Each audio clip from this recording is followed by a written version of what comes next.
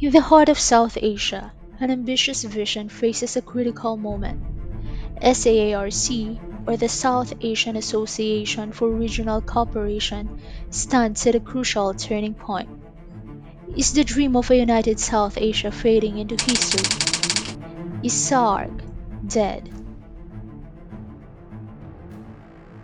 8 nations: Afghanistan, Bangladesh, Bhutan, India, Maldives, Nepal, Pakistan, and Sri Lanka, the SAARC, once united over a billion people in a shared vision of prosperity.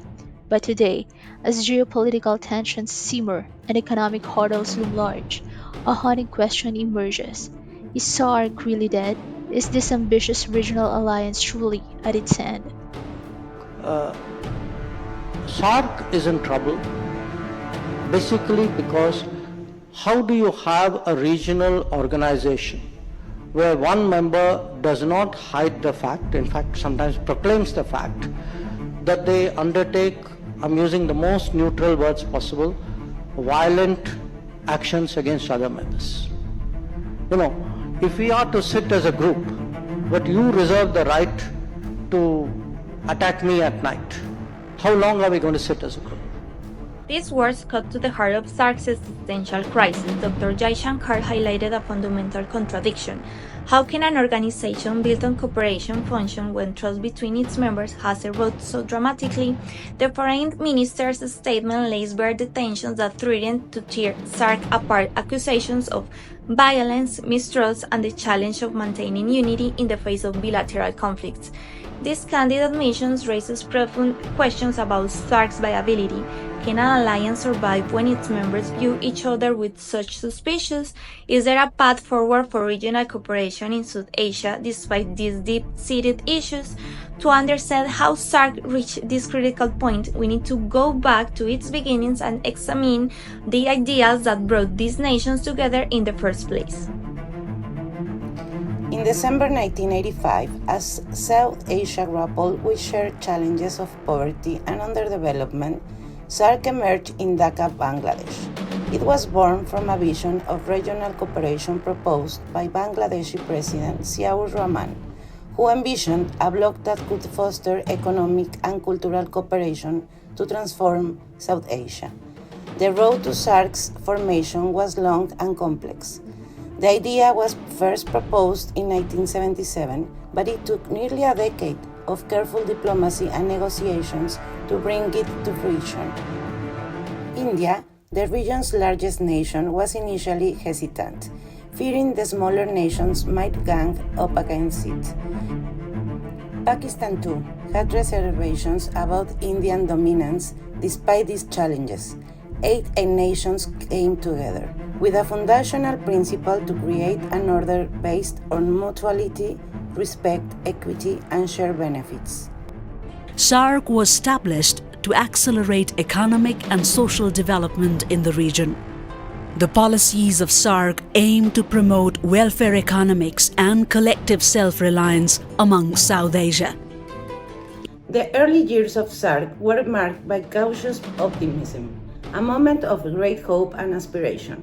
The second summit in Bangalore in 1986 saw the establishment of the SAARC Secretariat in Kathmandu, Nepal. In 1987, at the Kathmandu Summit, member states signed the first Convention on Suppression of Terrorism, signaling a commitment to tackle shared regional challenges. But as Syed Moazzem Ali, former Foreign Secretary of Bangladesh, reveals, the path forward was far from smooth. And when we had launched this initiative, we had two objectives. First objective was that we should try to discuss least controversial issues to prepare the ground which could facilitate discussion of other hardcore economic areas. SAARC, when we launched, there was a concern by some countries that every decision-making process should be by consensus. That's good, but it also has certain limitations. And that limitation is, for example, one country could block the passage of one particular issue. These ambitious objectives reflect the aspirations of a region seeking to harness its collective potential, but just how significant is SAARC on the global stage? SAARC nations account for 21% of the global population, 3% of the world's land area, and approximately 3.8% of the world's total economic output. These figures represent not just economic potential, but the hopes and aspirations of over 1.8 billion individuals. Thanks mainly to India, SAARC today is the world's most densely populated region and one of the most fertile areas.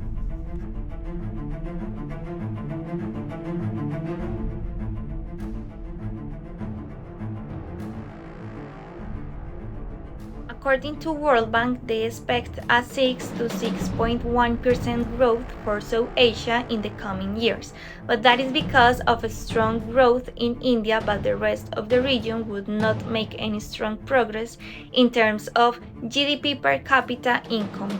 With a combined GDP of about $3.8 trillion, SAARC represents a bloc with immense potential in the global economy. Yeah, the region is, South Asia is the fastest growing emerging market and developing economy region. We expect growth of 6 and 6.1, but as you said, that's because of strong growth in India. For India, we expect 7.5% and 6.5% growth last fiscal year and this fiscal year. In the rest of the region, growth is going to be kind of in line with that elsewhere. So 3.75% and 4.25% next year. And that means that the rest of the region is not going to make much progress towards advanced economy per capita incomes. While SAARC's primary focus is regional cooperation, the presence of observer nations like China, the United States, and the European Union highlights the strategic importance of South Asia in global affairs. These observers see potential in engaging with SAARC, whether for economic opportunities, geopolitical influence, or regional stability.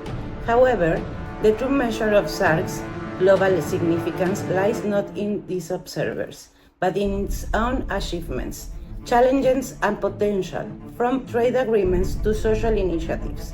SAARC has strived to fulfill its founding vision, yet political tensions and economic disparities continue to test its resilience. Despite these challenges, SAARC has made notable strides in fostering regional cooperation. Their key achievements include the establishment of the SAARC Free Trade Area or SAFTA in 2006, aiming to eliminate custom duties on traded goods by 2016.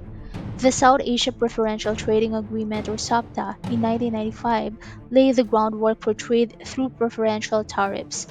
The SAARC Agreement on Trade and Services or SATIS further expanded economic opportunities by liberalizing trade in services. SAARC also focused on educational and energy initiatives. The SAARC University in India promotes academic and cultural exchange, while the Food Bank and Energy Reserve enhance food security and energy cooperation. However, their potential remains largely unfulfilled. The vastness and diversity of South Asia boasts a wealth of commonalities that bind its 8 nations together, from shared culture, religion, language, literature, cuisine, geography, and social structure. Yet, despite these connections, each SAARC nation is still struggling. The World Bank has highlighted several critical challenges facing SAARC.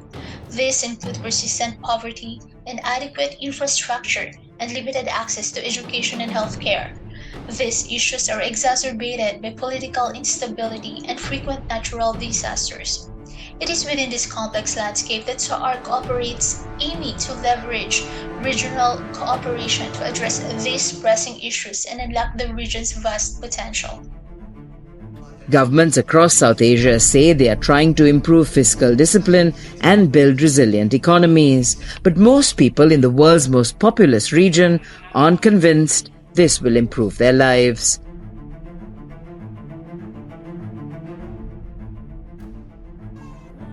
My son got sick because every day, even when his father goes out to work, he cannot earn enough to feed him. We don't have wood to keep us warm. We don't have anything. All I have is a wheelbarrow, and I can make about 10 to 20 US cents every day to feed myself, with just some cold water and bread. While the South Asian Free Trade Area (SAFTA) represents a major achievement in regional cooperation, intra-regional trade within SAARC remains surprisingly low at just 5%, starkly contrasting with the European Union 60% and Asians 25%. Today, goods travel from one Punjab to another Punjab through Delhi, Mumbai, Dubai and Karachi, making the journey 11 times longer and the cost 4 times more. There are many formalities in the border area, because we are doing fresh produce items. It's maybe 2 or 3 hours late. It's failed to go to market on time. Then we'll marketing for next day, which is perishable items problem. Now we are doing business by we are loading in at 6 o'clock in the morning from Dhaka, at 6 o'clock evening in the Saudi Arabia. Goods are in consumer hand. I have a very good market in the Middle East and Europe. It's more and more better from Nepal or India. SAFTA has been in operation since 2006, aimed to eliminate trade barriers and facilitate cross-border movement of goods. However, it has been undermined by the extensive sensitive list of exempt products and the proliferation of para-tariff duties applied solely to imports, no domestic productions. These challenges highlight both SAARC's potential and the hurdles in realizing its vision of regional integration. As SAARC faces these hurdles, the question remains, can the organization evolve to meet the needs of a rapidly changing South Asia? The answer may shape the future of over 1 billion people. Political tensions between member states, particularly India and Pakistan, often overshadow SAARC's goals. The long-standing hostility between the two nations has prevented SAARC from achieving its full potential as a regional cooperation organization. Not heard very much about SAARC because frankly in the last few years there isn't very much to hear about. We've not had meetings because you have a member of SAARC who doesn't conform to all the basic requirements of what a good member should be. And that is today an obstacle really for SAARC to meet. The unresolved Kashmir issue remains a major source of tension between India and Pakistan, affecting not only their bilateral relations but also broader regional cooperation efforts within SAARC. This animosity has led to the cancellation or postponement of SAARC summits and has hindered various regional cooperation initiatives. Former Indian Union Minister Karan Singh aptly summarized this situation, stating that till India and Pakistan reach the 10T, SAARC will not effectively take off. The basic problem right now is the animosity between the two. The ongoing challenges in trust building and conflict resolution continue to impede SAARC's effectiveness as a regional forum. Due to political tensions among its members, SAARC has been inactive since its last summit in 2014, highlighting the organization's struggle to maintain momentum and relevance. Given these challenges, many have questioned SAARC's relevance and viability. The organization's inability to hold regular summits, the failure to implement key agreements like the South Asian Free Trade Area, SAFTA, and the persistent political conflicts have led some to declare SAARC dead. In response, alternatives such as China's regional initiatives, BIMSTEC, and the Bangladesh, Bhutan, Nepal, India sub-regional cooperation have gained prominence, challenging SAARC's position. But is SAARC truly dead or is it merely in need of revitalization? As we reflect on SAARC's journey, it becomes clear that the organization stands at crossroads. The vision of regional cooperation that inspired its creation still holds promise, but realizing this promise requires overcoming significant obstacles. In the words of Dr. Jai Shankar, SAARC is in trouble, yet this acknowledgement of its struggles also opens the door to new possibilities by addressing the core issues of trust, economic disparity, and external influence. SAARC can find a path forward. But the fundamental question, is SAARC really dead? The answer lies not just in the hands of its leaders, but in the collective will of its people. For SAARC to thrive, it must rekindle the spirit of cooperation and mutual respect that brought it to life in 1985. Only then can it fulfill its promise of prosperity and peace for over a billion people.